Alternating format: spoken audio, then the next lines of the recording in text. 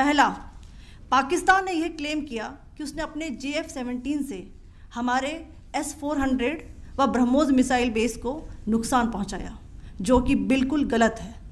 दूसरा, उसका ये भी मिस इन्फॉर्मेशन कैंपेन था कि हमारी एयरफील्ड्स जो कि सिरसा, जम्मू, पठानकोट, बठिंडा, नलिया और भुज में हैं, ये उसका मिस इन्फॉर्मेशन भी बहुत गलत है।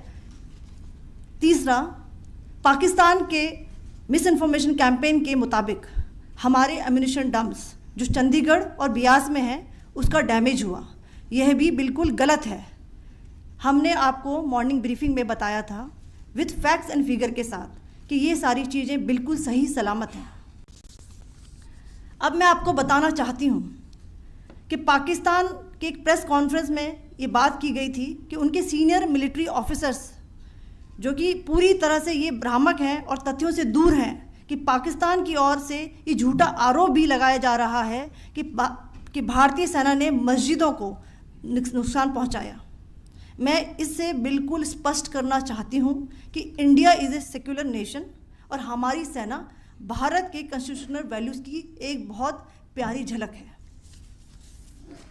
इंडियन आर्म्ड फोर्सेस ने पाकिस्तान को बहुत भारी नुकसान पहुंचाया, उनके मिलिट्री इंफ्रास्ट्रक्चर्स को, चाहे वो लैंड एसेट्स हों या फिर उनके एयर एसेट्स।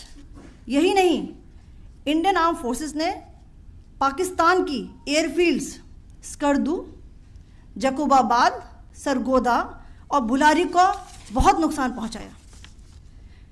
इसके अलावा पाकिस्तान के air defence system, radar system, उनको भी एयर स्पेस में अनटेनेबल किया।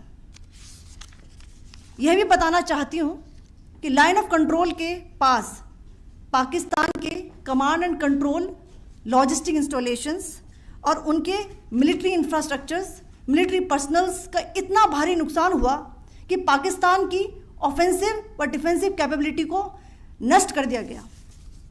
अंत में मैं फिर से ये बात दोहराना चाहूँगी, इंडियन आर्म फोर्सेस पूरी तरह से तैयार है, सतर्क है और भारत की संप्रभुता और अखंडता की रक्षा के लिए पूरी तरह से कमिटेड है।